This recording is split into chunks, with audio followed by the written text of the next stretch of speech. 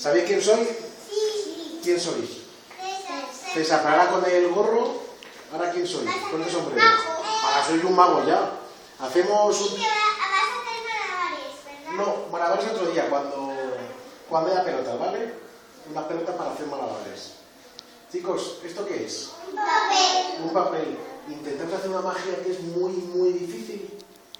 Es romperlo, a lo mejor en esa cuerda cuando era más pequeñita que lo hicimos. Te rompías el papel y luego hacía magia y se ponía luego normal. Exactamente, intentamos hacer ese, Irene, Sí. pero es muy difícil.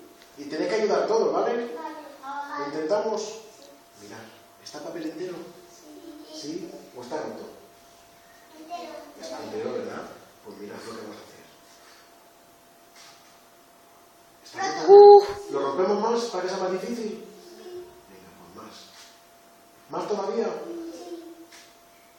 Así. ¿Así de roto? Pero está súper roto. Esto yo creo que no va a funcionar, ¿eh?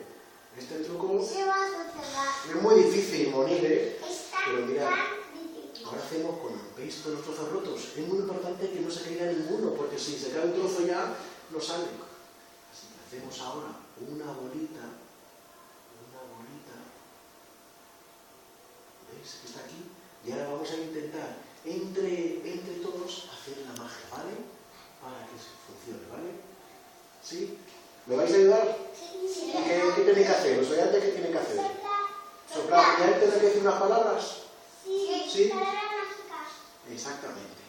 Pues a ver, vamos. Decir las palabras.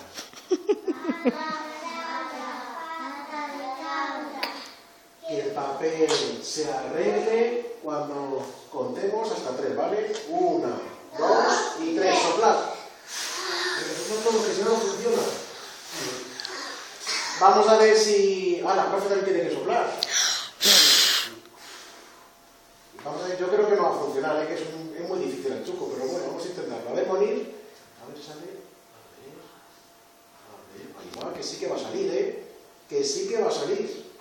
Que sí que va a salir, chicos. ¡Habéis soplado bien!